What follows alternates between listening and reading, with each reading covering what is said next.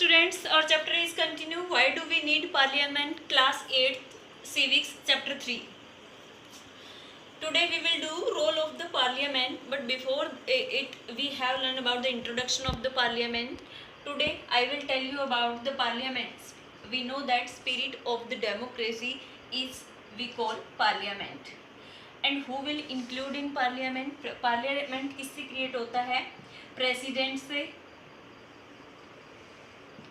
Lok Sabha, Rajya Sabha.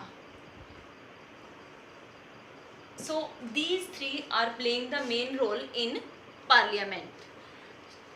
Today I will tell you that the role of the parliament what will be. First point is select the national government. कि जो national government है हमारी वो कैसे select की जाती है, वो किसके थ्रू होती है, वो पार्लियामेंट के थ्रू होती है. But I will tell you after reading these points. Second point is to control, guide and inform the government.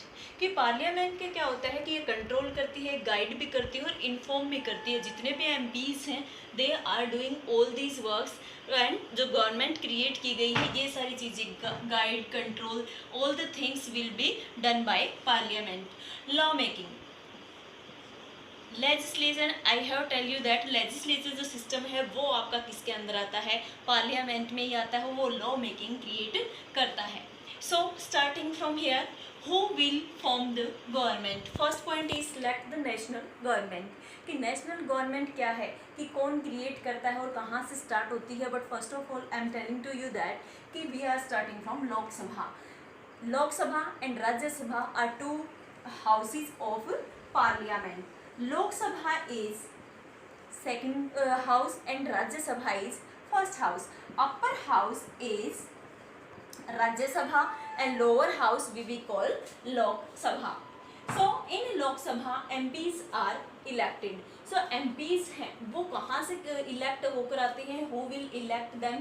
I have told you before it also कि party having majority. यहाँ पर party I have include party, but before it I want to tell you that कि लोक सभा के जितने भी candidates होते हैं we are calling them MPs, member of parliament. और ये इलेक्ट होकर कहाँ से आते हैं? जो 18 एंड अबो 18 ईयर्स जितने भी अडल्ट हैं, those who are giving the vote to the candidate when elections are holding. So ये जितने भी कैंडिडेट्स यहाँ पर क्या है चूज किए जाते हैं और वो किसको इलेक्ट करके लाते हैं?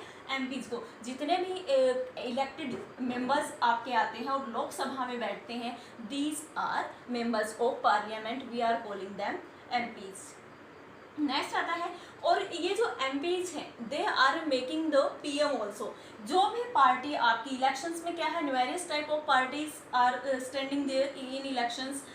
तो यहाँ पर क्या होगा कि हम पीएम भी हमारा कहाँ से क्रिएट करते हैं? लोकसभा से. जो हमारे पीएम इलेक्ट होंगे वो कहाँ से आएंगे? जो पार्टी मेजोरिटी गेट करेगी. और मेजोरिटी कब गेट होगी, कैसे होगी? क्योंकि हमने क्या कहा है कि लोकसभा में हमारी कितनी सीट्स होती हैं? कॉन्स्टिट्यूएंसी 543 टोटल कॉन्स्टिट्यूएंसी है ऑल ओवर इंडिया. सो यहाँ पर जो आपके 2 कैंडिडेट मैंने इंक्लूड किए हैं एंग्लो इंडियंस होते हैं. एंग्लो इंडियंस कौन होते हैं? पहले तो आपके जो 543 जो कॉन्स्टिट्यूएंसीज हैं, अगर ये हमारा क्या है? इंडिया है. इंडिया के अंदर क्या है कि हर स्टेट के अंदर क्या है? कॉन्स्टिट्यूएंसीज को क्या किया गया है? डिसाइड किया गया है कि किस स्टेट के अंदर कितनी कॉन्स्टिट्यूएंसीज होंगी. सो यहाँ पर फर्स्ट सबसे ज़्यादा कॉन्स्टिट्यूएंसी हमारी कहाँ है? यूपी में है 80. और we are living in Haryana. तो आपकी नॉलेज के लिए किसके भी आपको पता होना चाहिए? हरियाणा का. हरियाणा में कितनी कॉन्स्टिट्यूएंसीज हैं? लोकसभा के लिए कितनी सीट रखी गई है? 10. सो यहाँ पर जितने भी कॉन्स्टिट्यूएंसीज हैं ऑल ओवर इंडिया में वो आपकी कितनी है? टोटल 543. और इतने ही मेंबर इलेक्ट होकर हमारे पूरी कंट्री से कहाँ आते हैं? मेंबर्स ऑफ पार्लियामेंट इलेक्ट किए जाते हैं और वो पार्लियामेंट में आते हैं. These are the members of Lok Sabha. Two members मैंने इंक्लूड किए हैं +2. This is showing the Anglo Indian.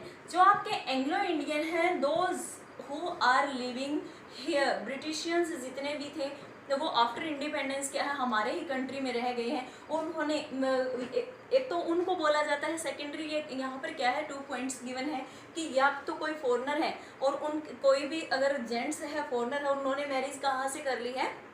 हमारी इंडियन गर्ल्स से। सो जो भी उनकी जनरेशन नेक्स्ट जो चिल्ड्रन होंगे उनके, वो एंग्लो इंडियन कब कहलाएंगे, क्योंकि उनकी मदर कहाँ से होती है, इंडिया से, और फादर क्या होते हैं, फॉरेन कंट्रीज से।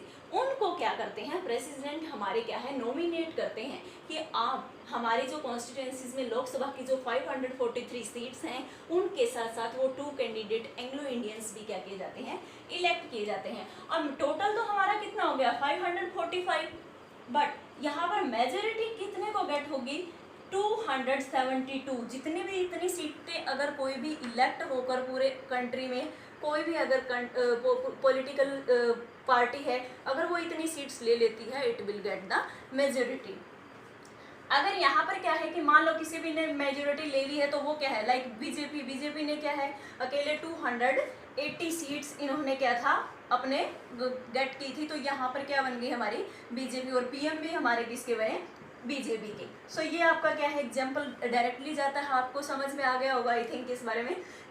अगर यहाँ पर मैंने क्या कहा है कि यहाँ पर मेजोरिटी ले लेते हैं, इफ नो पार्टी हैज़ 272 और मोर एमपीज, अगर कोई भी पार्टी ऐसी क्रिएट होती है, अगर वो मेजोरिटी में नहीं आ पाती है और ना ही उसके क्या है ज़्यादा एमपीज हैं, तो वो क्या कर सकते हैं, कोलिजन। कोलिजन क्या है कि नेक्स्ट कोई किसी भी गवर्नमेंट के साथ दूसरी अगर पॉलिटिकल पार्टी है कोई भी, उसके साथ क्या है गठबंधन बना लेते हैं कि हमारे तो कैंडिडेट जितने विनिंग किया है, नेक्स्ट में हम क्या है किसी दूसरी उनके बाद में जो ज़्यादा से ज़्यादा जितने उन्होंने क्या है इलेक्टेड मेंबर्स हों उनके, उसको क्या कर सकते हैं, कॉलिजन में ला सकते हैं, और तब कौन सी गवर्नमेंट बनती है, कॉलिजन गवर्नमेंट। सो ये क्या होगी, गठबंधन की सरकार हो सकती है।